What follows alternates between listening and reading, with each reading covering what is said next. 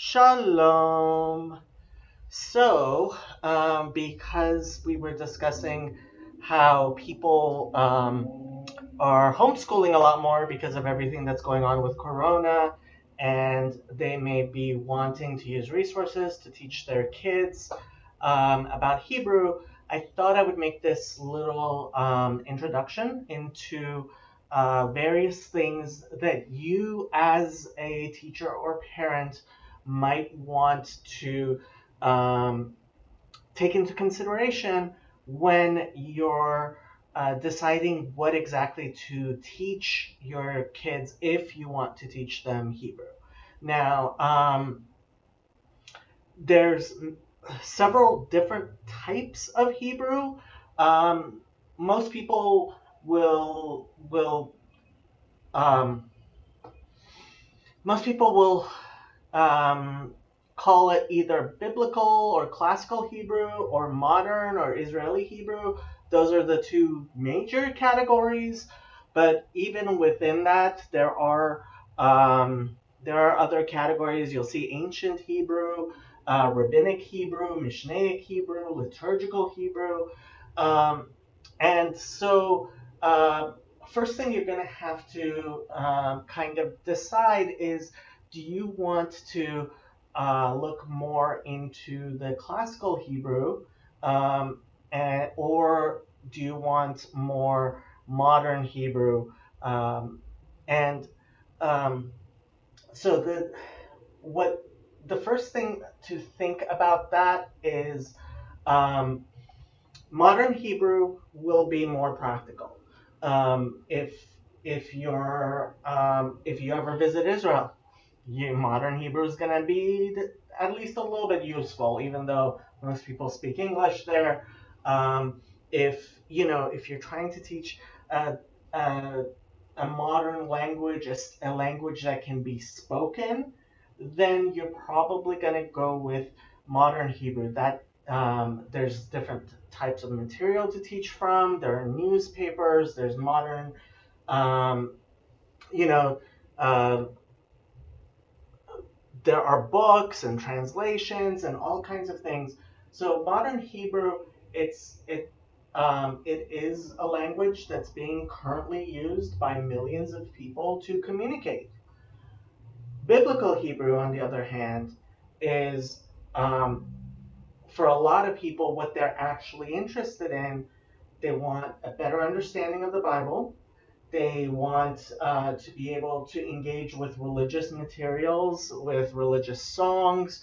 Um, and one thing about biblical Hebrew is that the grammar is actually more sophisticated.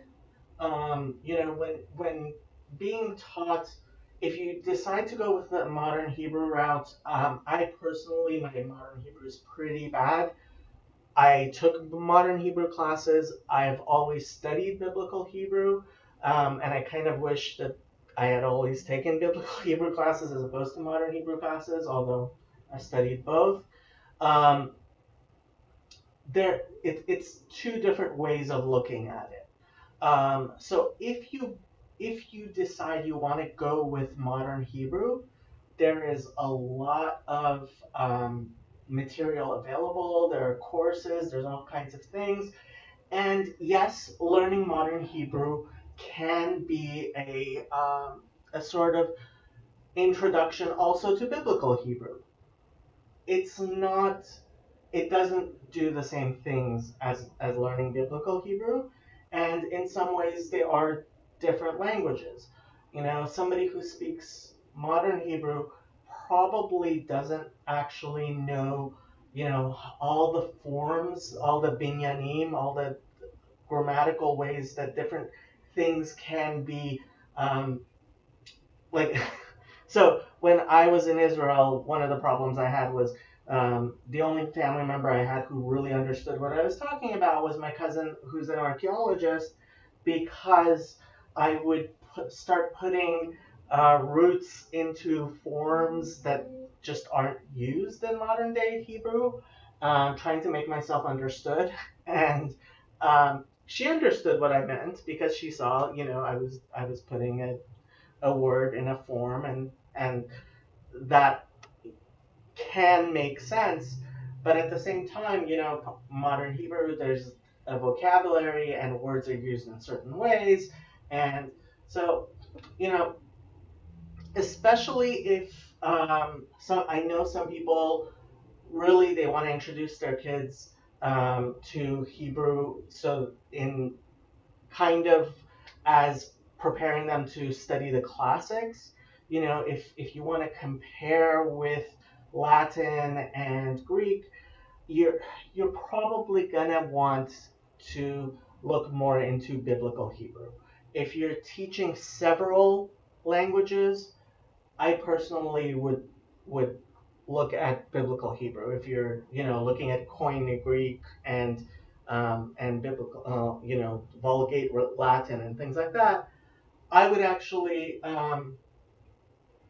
personally go more with biblical Hebrew.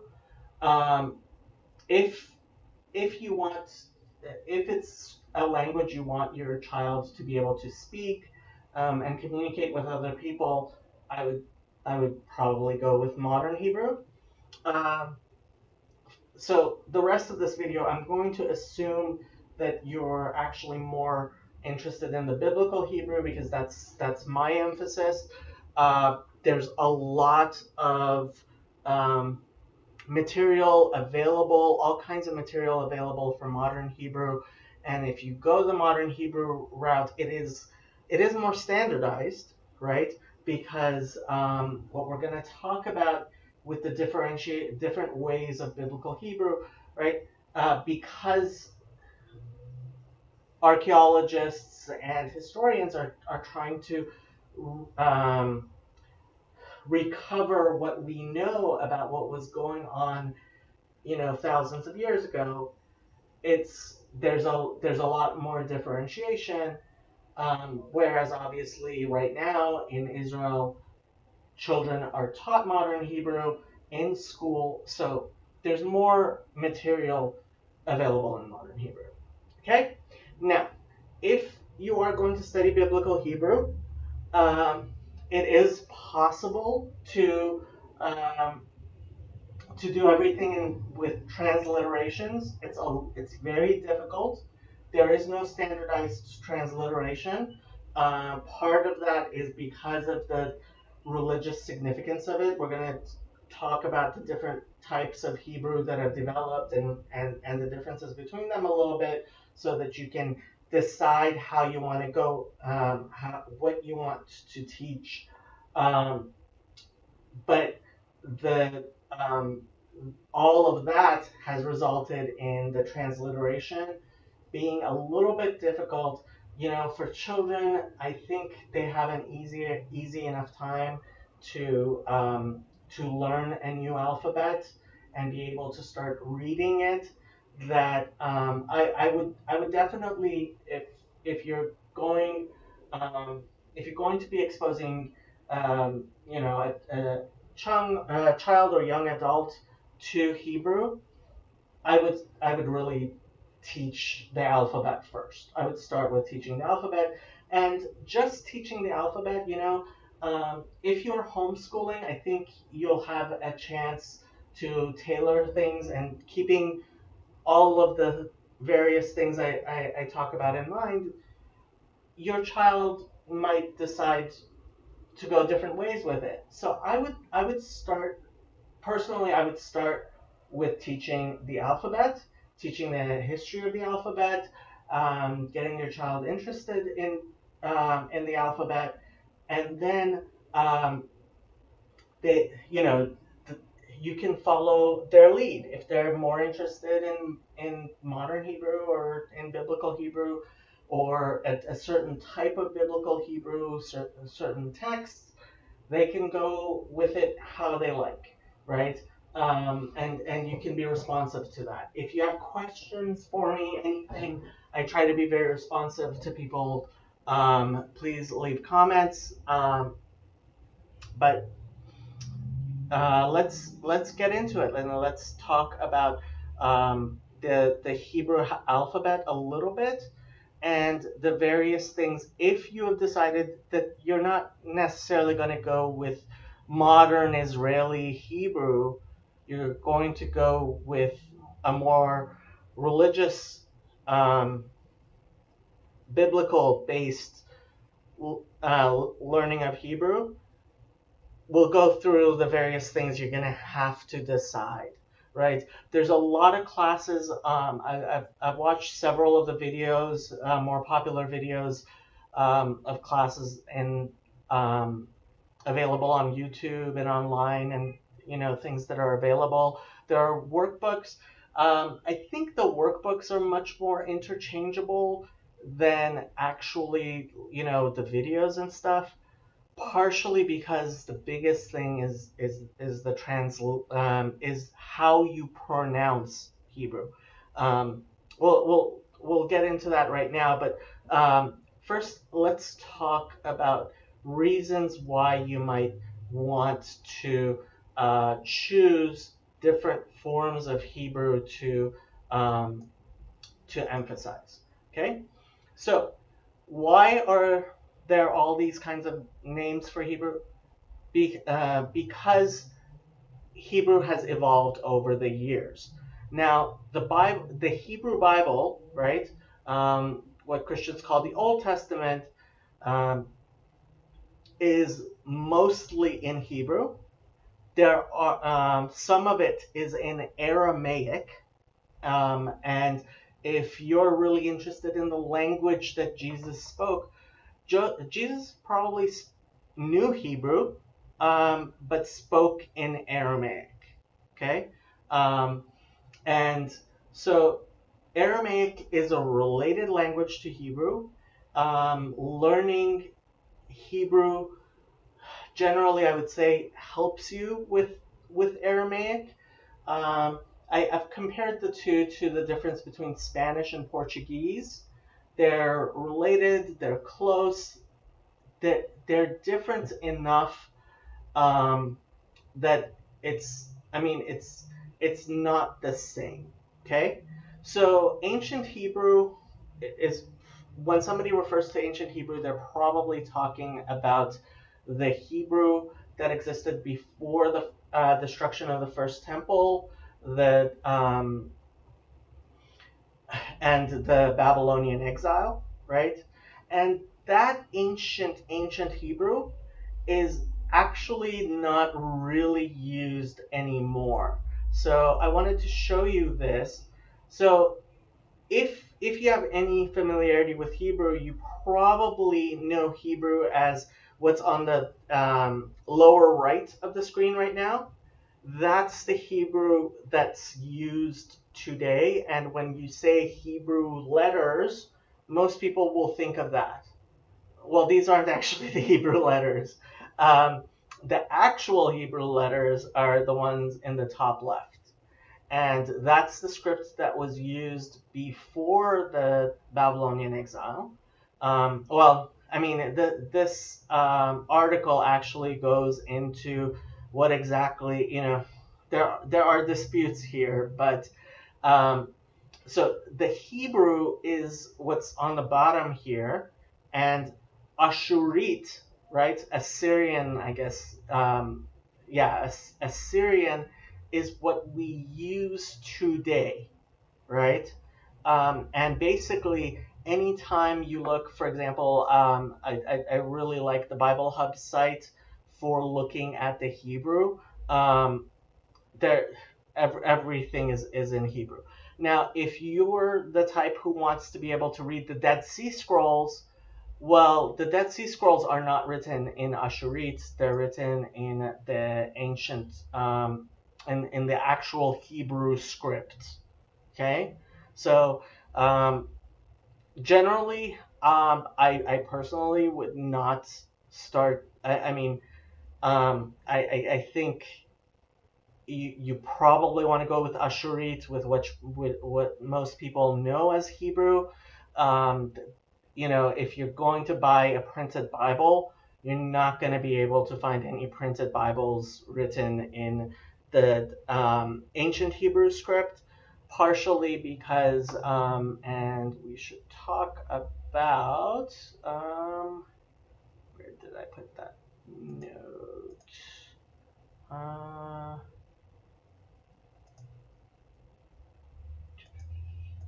had a note which, um, sorry, I'm trying to find. Oh, there it is.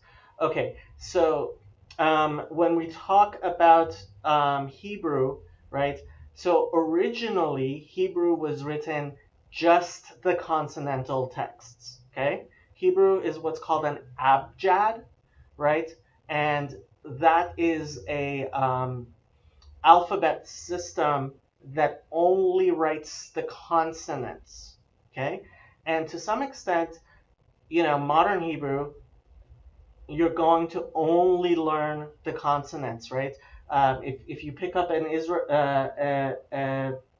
Hebrew Israeli newspaper, it's not going to be vocalized. Okay, the vocalizations are not going to be there. So this is still in calligraphy, both the left and the right side. This is Genesis 1:1, right? And so on the left side, this is what a scroll in a synagogue, right? If you open up the scroll in a synagogue is going to look like. The left side is what's going to be written inside the scroll, right? And when people write Hebrew, they very rarely write the vocalizations, and the vocalizations were actually developed years later. But on the right side, this text is actually both vocalized and cantalized. Okay, the vocalizations are generally used for poetry, for liturgy, for children, for people who don't know Hebrew very well. Um, but they also become important in the grammar, especially when you're trying to figure out a word, right? So the Masoretes, so let's talk about what this means. So the Masorah is Hebrew for tradition. Okay, so the Masoretes are the people who maintained the traditional Hebrew over the years, right? So when we're talking about what we're trying to figure out the Hebrew that existed 2,000 years ago, first of all, generally we go with the Masoretic text, which is the Hebrew text of the Bible that the Jewish communities, various Jewish communities, have maintained over thousands of years in what we have today. Okay, that's the Masoretic text. And when you talk about the Hebrew, right? So automatically, when you go to Bible Hub and you ask for Hebrew, it's going to give you the Masoretic text. The Masoretic text is, I would say, the best text that we have. But kind of like you have to decide, well, what's the original Hebrew that we're going off of? And some people would prefer to look at the Dead Sea Scrolls. Okay, the Dead Sea Scrolls um, are from around the year 200, I want to say, and they were found in the 1800s. No, they were found in the 1900s, and they've only been published actually within my lifetime. The Dead Sea Scrolls have been published. Now, the good thing is that the Masoretic text and the Dead Sea Scrolls are very, very close. And this is one of the reasons that the Masoretic text has actually gained a lot of favor, is because the Dead Sea Scrolls and the Masoretic text match so well, especially for the 5 books of Moses, the Torah. Um, you know, so when you talk about manuscripts, most people will, if they're talking about the Bible, they will talk about the Masoretic text. Some people will want to look at the Dead Sea Scrolls. Now, the Dead Sea Scrolls were not written, they were written in Hebrew, not Ashurit, right? Not what we call Hebrew. They were written, they look like the top left. They don't look like the top right, bottom right. Although there are transliterations and stuff. So I personally never bothered memorizing, learning the ancient Hebrew script. I'm bad enough just with the Hebrew, but some people are really into, they want the original. Some people are very skeptical of rabbis in general, and for that reason will want to go with the Dead Sea Scrolls and the original, everything original. It's up to you. One of the reasons I mention the Masoretes is, well, if you're looking at this ancient script, if you're just looking at the Dead Sea Scrolls, what you're gonna end up with is just the consonantal text, because there were no vocalizations and cantillations. It was the Masoretes who came up with vocalization and cantillation in Hebrew. Okay? They came up with ways of recording the vocalization and cantillation, trying to keep it as it has been and preserve it. And so the Dead Sea Scrolls doesn't have vocalization, doesn't have cantillation. It becomes a lot harder to decide and understand what is meant without that vocalization and cantillation, right? Um, and I don't even know how you would um, vocalize and cantillate this ancient Hebrew script, um, because nobody invented that. I guess you could try to figure a way of vocalizing this text, but you would be doing it yourself. um, and that's one of the reasons, honestly, you're going to want to go with the Ashurit. Now, there is one other thing which, as Christians, you might want to think about is, so we talked about the Masoretic text, that's the traditional Jewish text. There's the Dead Sea Scrolls, which were found, but are thousands of years old. There's the Samaritan text, which was kept by a separate tradition. The Samaritans, there aren't very many of them. I believe there's less than 1,000 Samaritans left, but they also have their own text, which is slightly different from the Masoretic and Dead Sea Scrolls. And then there's the Peshitta. Now, the Peshitta is it's what the Aramaic speaking Christians, and yes, there are still Aramaic speaking Christians, that's their translation of the Greek Bible, of the Christian Bible, into Aramaic. And the Peshitta it was kept in, where did I put that? There. It's kept in Syriac. Okay? So they have their own, and it's actually related to Arabic. It's closer to Arabic. It's pretty close to Arabic, although it's different. So this is the Syriac alphabet, which is used and it has fewer vowels. This is what's used by the Christian community that still speaks Aramaic. So if you're interested in that, So as far as Aramaic, if you decide that you also want to look into Aramaic, you know, I would start my child if if I had a child. um, I would start my child with talking about the alphabet, where the alphabet came from, the different types of alphabets, how they are related.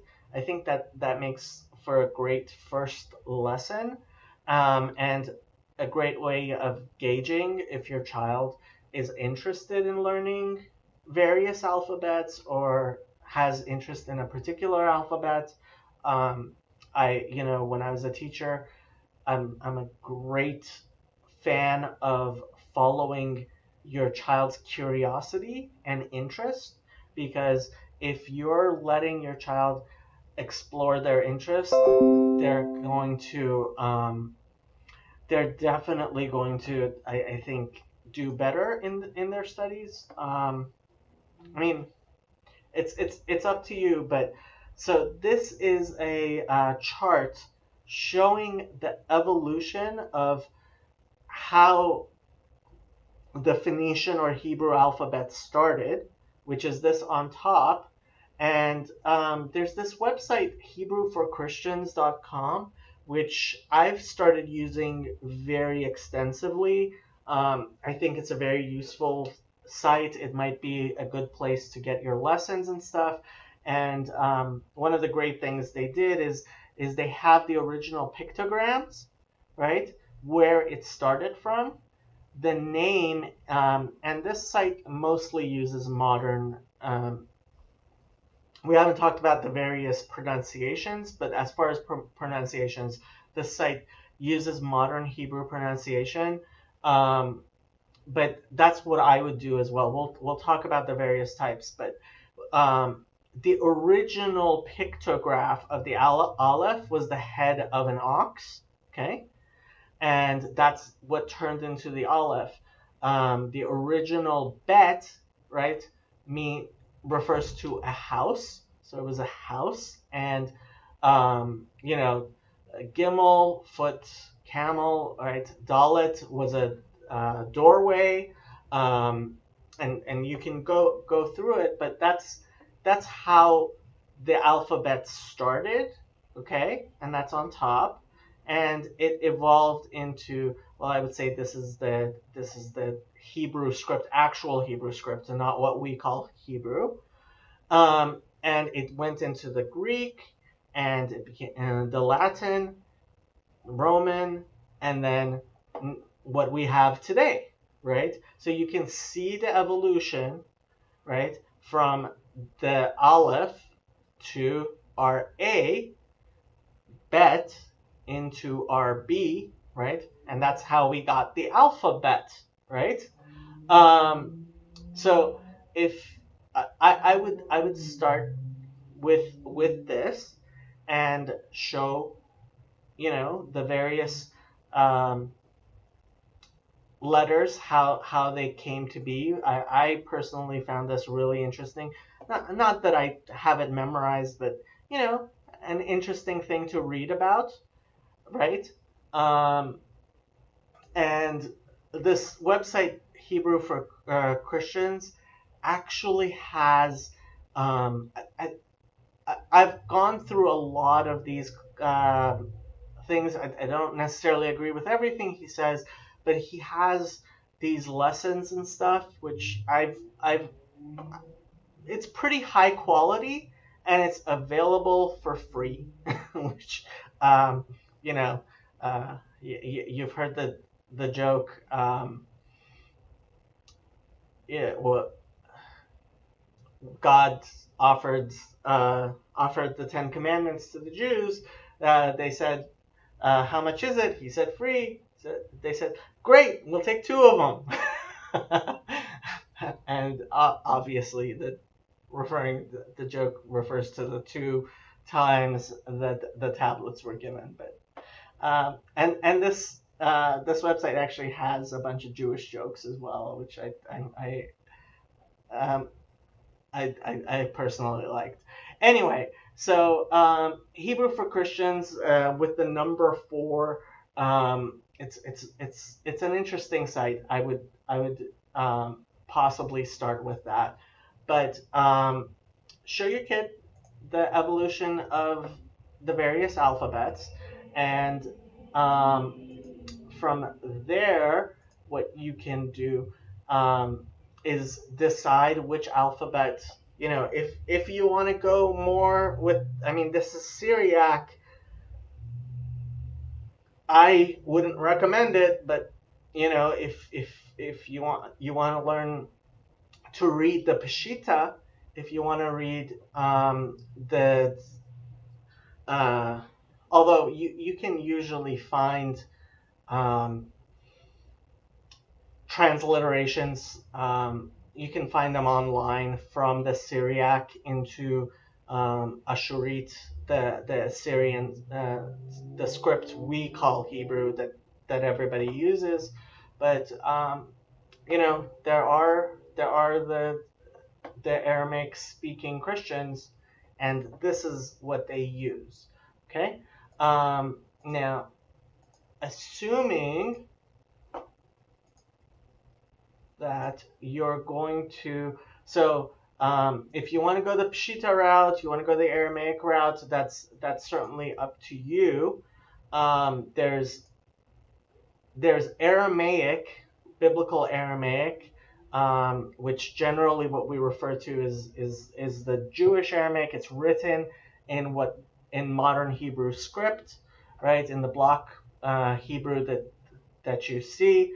Um, I'm going to assume that we're going to go with that and not the Syriac. Neo-Aramaic is actually the language of Aramaic that's used today. My family actually speaks Neo-Aramaic. I have family members who do. I don't know how to speak it. I understand a little bit. But there are people who speak Aramaic today, and the Christians speak Syriac, the Jews speak oftentimes it's called Neo-Aramaic. Well, they're all forms of Aramaic, but Syriac is written with the Syriac alphabet I showed you. Neo-Aramaic Jewish writings, and if you learn the Hebrew alphabet, um, since I speak Spanish, I can read Ladino, which is a dialect of Spanish used by Jews and written in Hebrew script. Yiddish is actually a dialect of German that is written with Hebrew script and it has Hebrew in it. So if your child already knows knows German or Spanish, or is interested in those, they can also learn the Hebrew alphabet and be able to read Ladino or Yiddish. So that's something up to you. But let's talk about the various forms of Hebrew. So like I said, ancient Hebrew, you're talking about before the Babylonian exile. Biblical Hebrew, really, you're talking about when some of the Jews, and obviously most Jews did not go back to Israel after the Babylonian captivity. What developed into Rabbinic Hebrew or Mishnaic Hebrew is now the Mishnah is ooh, I don't know how much you want to get into this, but so there is rabbinical text that's um, that's been maintained through all these years, right? And learning rabbinical Hebrew or Mishnaic Hebrew, biblical Hebrew, this will allow you to read some texts which are very, very ancient, thousands of years old, some which are more recent, maybe I would say 500, 400 years ago, but if you're learning biblical Hebrew, you're going to be able to read rabbinic and Mishnaic texts. And you're going to be able to read the liturgies, right? And that's how the pronunciations have been mostly preserved. And that's why we talk about different pronunciations. Now, the major pronunciations that you're going to be deciding between, which one do you want your child to learn? Ashkenazi, literally, it means German, and this is what was liturgically used by most Jews until the Holocaust. The Jews that died were mostly Ashkenazi, so were almost exclusively Ashkenazi. So um, you know the numbers changed, unfortunately. And then when Jews moved to Israel, so Sephardic pronunciation was considered is what was adopted by Israelis as modern Hebrew, and it's in many ways simpler. Um, and although there's different types of Ashkenazi, so you have people from Germany who pronounce things slightly differently than the Jews from Russia, who pronounce it differently from the Jews in France, right? And same thing by Sephardic Jews. There were, my family has a particular way of pronouncing things, which is very different from the Moroccan or the Syrian or Egyptian way of pronouncing things. But you know, these have been grouped together. But so Ashkenaz, the main difference you're going to find is usually in the tough and the soft, right? So I did these searches so that you could see why you might want to choose Ashkenazi. I don't think most of you are going to choose Ashkenazi, but why you might want to choose Ashkenazi as the way of saying it is that Ashkenazi retains some of, well, actual Sephardics retains a lot of the differences that make a difference when you're talking about biblical Hebrew. That in understanding things, one of the reasons that people give for learning the more traditional liturgical maintained ways as opposed to modern Hebrew is Israeli Hebrew has gotten rid of a lot of differentiations. A lot of letters sound exactly the same. The het and the chaf sound the same in Israeli Hebrew, whereas they're different letters, and the traditional pronunciations, for example, that my family had, there's a difference between the het and the chaf, right? I don't know if you can hear that. Het versus chaf. Okay, so if you do go with the modern Israeli pronunciation, part of what part of the reason some people don't like that is because it doesn't maintain the differences between various letters. And if you want to spell biblical Bible verses that you memorize correctly, that's one of the reasons I saw some of the videos gave for actually using what they a lot of people have called classical Hebrew um, pronunciation, which is a modified version of Yemenite Hebrew. So the Yemenites probably, because they were most isolated, kept the most pure form of original Hebrew, right? As it was spoken 2,000 years ago. So a lot of what a lot of Christians and a lot of seminaries will teach you is the pronunciation, which they will call classical Hebrew. Often I've heard it called. It's really the slightly modified Yemenite um, pronunciation. Now, most Jews, religious Jews, right? For example, the Hasidim, they're Ashkenazi, so when they're teaching Hebrew to their kids, they're teaching the Ashkenazi ways. When Sephardim teach, like when my father taught me Hebrew, he taught me my Sephardic way of saying it.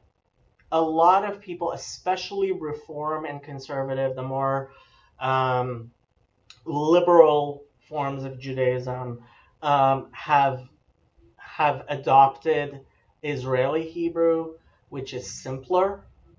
You may want to start with Israeli Hebrew if your child shows no preference, because Israeli Hebrew is simpler. There are fewer types of sounds to the letters, um, and but the problem there, which some people point out, is, is spelling um, and biblical grammar is kind of going to be lost there. Okay, so it's up to you where you want to go with it. I just did two searches. Shir Hamilos, right? That's Song of Ascents, right? Many psalms start with Shir Ma'alot. How I learned, how my family would say, is Shir Hama'alot, right? Um, Shir Hamalos is how Ashkenazi would say it. And if you search Shir Hamalos, right, how I spelled it, with an OIS at the end, right, in YouTube, look what you're going to get. You're going to get Hasidim singing.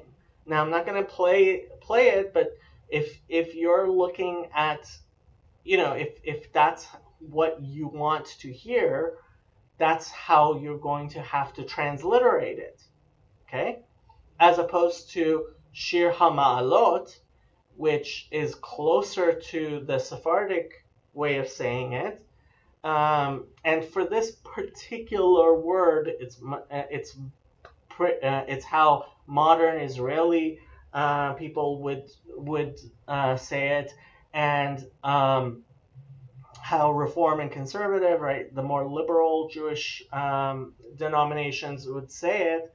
You're going to get different search results. You're not going to end up with, here's a Hasidic Jew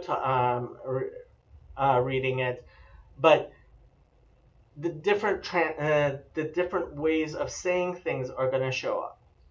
Again, it's up to you and your child how you want to do that. Another example, Shabbat, right? When you search Shabbat, you're going to get Reform Judaism, right? You're going to get different things, answers, than if you search for Shabbos, which is the Ashkenazis way of saying it. You're going to end up with more, there's Shabbos Goy and stuff like that, but you're going to end up with more religious Jewish, more Hasidic information, and part of the reasoning behind that is because um, the more traditional, the people who are interested in keeping the traditions of their fathers alive are going to, most of them reject modern Israeli Hebrew, which pronunciation, which has been simplified, and which there's no actual tradition for, right? Okay, so once again, you're going to have to decide which script you're going to go with. I personally would definitely would use what most people talk about as the Hebrew script, Ktav Ashurit, right? Or sometimes people call it block Hebrew. Um, that's the Hebrew you're going to be able to buy Bibles in. That's the Hebrew that's going to have the cantillations and the vocalizations in it. So vocalization is the vowels, right, which can change the meaning. So when you look at a word here on Bible Hub, it's going to have the Masoretic text, partially because the Masoretic text also maintains the vocalizations and the cantillations.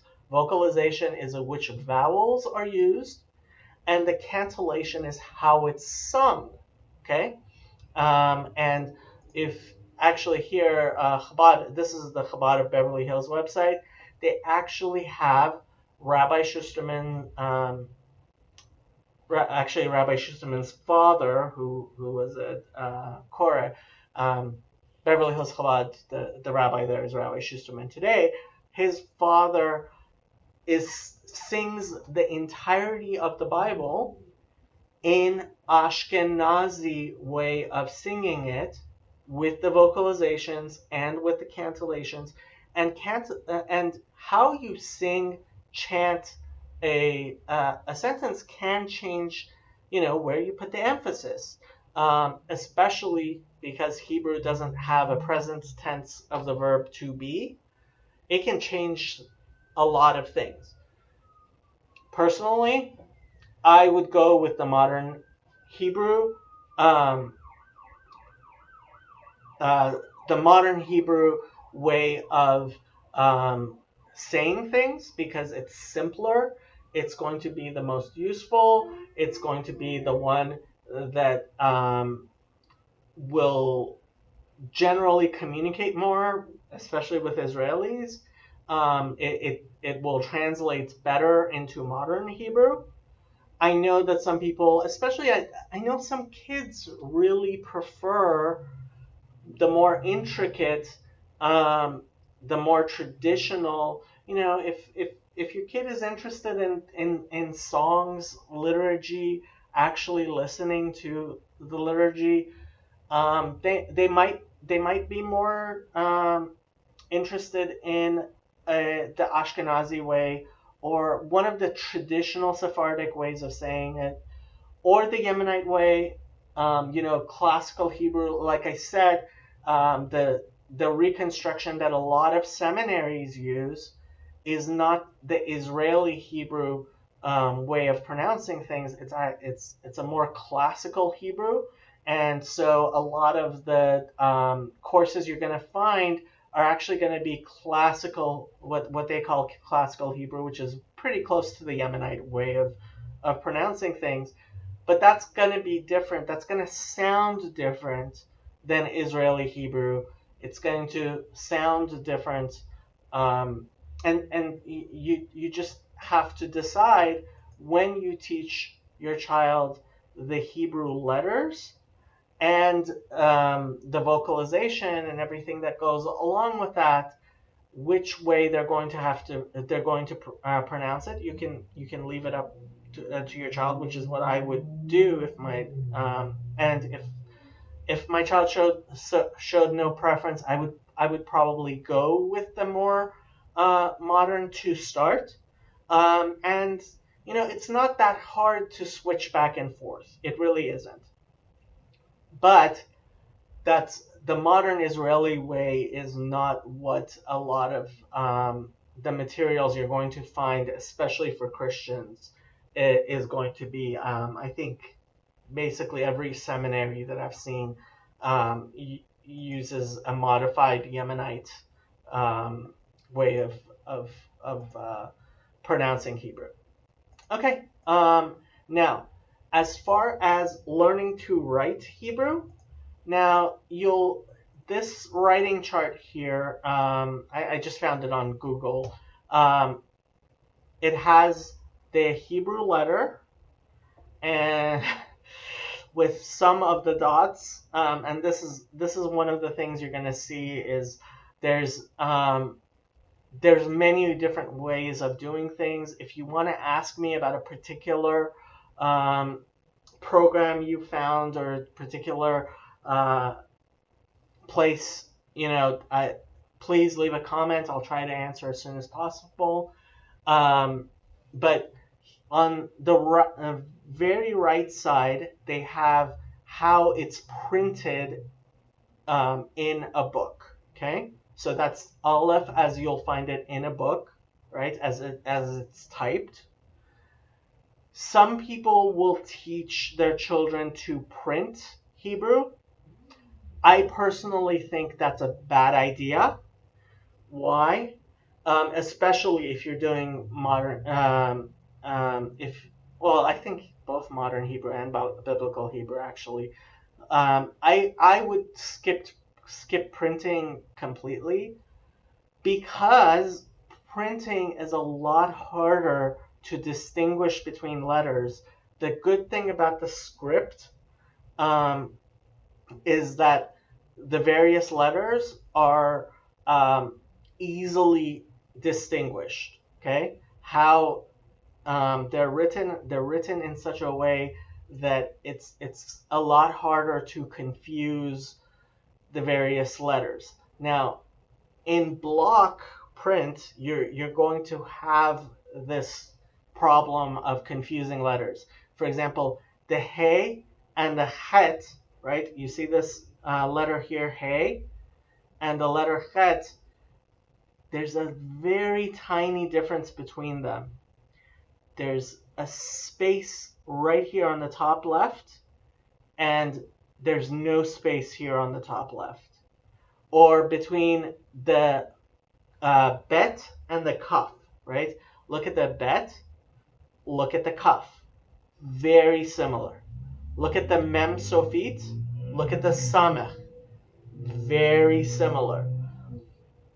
And when you print them, you have the same problem. Again, with the hey and the het, the tuf looks very similar, right? Especially in print letters. In the script, they're different enough that when especially how you make the script, I find it easier to differentiate. I would teach my child to write in script, but read. Obviously, if they know how to write script, they're going to be able to read script. But that'll also they'll need to learn how to read the print or block letters. Um, I don't think it's very helpful. I mean, unless your kid likes calligraphy. If your kid likes calligraphy, go at it. I mean, it's learning calligraphy, Hebrew calligraphy. Um, that's that's something, especially if your kid likes calligraphy. Why not? Personally, I prefer the script. Okay, so we talked about the various scripts. We talked about the various ways of pronouncing the Hebrew. If This is actually a pretty simple exposition of how to teach script. I liked it, and it discusses the vowels and stuff. Um, we talked about the various texts, the consonantal text, and the one other thing I wanted to point out is you'll notice this is the Bible Hub website, right? In the first column, this is the concordance, which helps you find other words and helps you understand the word you are dealing with, and find other words in the Bible, which other places in the Bible where it's used. here is the Masoretic text, and generally you're going to be, if you're looking at the Bible, your biblical Hebrew, you're going to be looking at the Masoretic text. That's what all the classes that I do. Then there's the English. I believe this is the NIV, New International Version translation. And then there's the morphology. Okay, and the morphology is the grammar, and so I think the Christians, the Hebrew for Christians website goes into this pretty well. I go into the morphology in my other videos if you're interested, and I actually go through the Bible itself, going through the morphology, trying to explain it to people. And if you have questions or something you want me to delve into further, you can do that. But as a new teacher, just to review, the first thing you're going to have to decide is, do you want to look at biblical Hebrew, or do you want to look at modern Hebrew? Um, or you may, I mean, if you're really interested in um, the language that Jesus spoke, parts of the Bible are written in Aramaic, you may decide to go with Aramaic. Um, if if you do decide to go with Aramaic, you might even want to go with Syriac, which is what the Christian Aramaic speakers go with. But generally, I think most people, um, if you're going to go with modern Hebrew, there's a lot of resources for modern Hebrew. It's more standardized. If you're going to stick with biblical Hebrew, then my videos are available to you. With biblical Hebrew, you're going to have to decide if you want to go with the modern Israeli way of pronouncing Hebrew, the Sephardic way, which is very close to the modern Israeli way, the Yemenite or way, or the classical way, which is used in a lot of seminaries and um, in academic settings. Okay, or the Ashkenazis, right? Ashkenazi way, which is what most of the religious communities in Israel, especially the Hasidim and in the United States, what the liturgy is actually used in, right? Um, you're going to have to decide between the various ways of pronouncing Hebrew. I personally would probably, if your child doesn't have any preference, I would go with the modern Israeli pronunciation, even though we're talking about biblical Hebrew. Okay, um, you're going to have to decide which texts you're going to use. Obviously, if you're going to use the Masoretic text, I think you're going to want to go with Ashurit, but some people, they really want to go with the ancient Hebrew, and if you really want to go with the ancient Hebrew, if you want to look at the Dead Sea Scrolls, that's also an option available. And if your kid is actually interested in the various types of alphabets, they might learn several scripts, right? That's also up to them, especially if they're artistic, if they're interested in calligraphy. Um, but once you get into the actual text and studying the text of the Hebrew Bible, almost everybody uses the Masoretic text because the vocalizations are there, because the cancellations are there, um, because that's the texts most people have used, the translations use, and I would say it's the best text that's actually available to us. Um, and from there, if you are using the Masoretic text and there, you know, once your child has learned enough of the enough of the grammar, which is available in many different forms online. You're you can even start using my other videos to do a translation for yourself. Your child can actually translate the Bible for themselves. Um, Hopefully, my videos would be a good starter for that. Um, and or there are other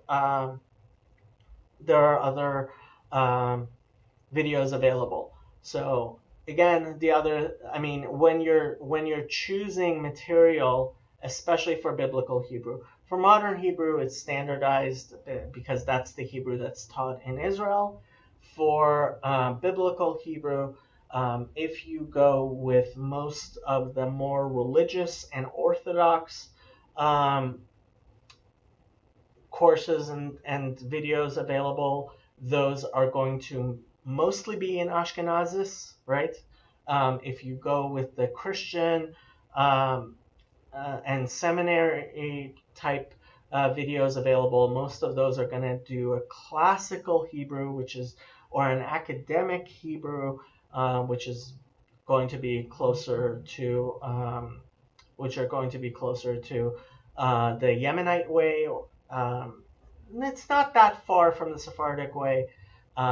If you look at the more Israeli type or modern, more liberal Jewish denominations, they're probably going to pronounce things in the modern Israeli way.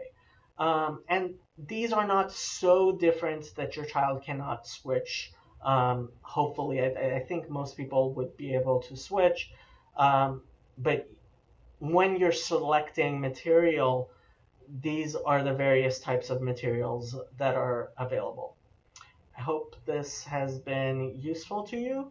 If you have any questions, please let me know, suggestions, and uh, hopefully soon the whole world is going to be filled with knowledge to such an extent that we will no longer have any confusion, and it'll go back to how it was before the Tower of Babel, when people were able to understand each other simply. Shalom.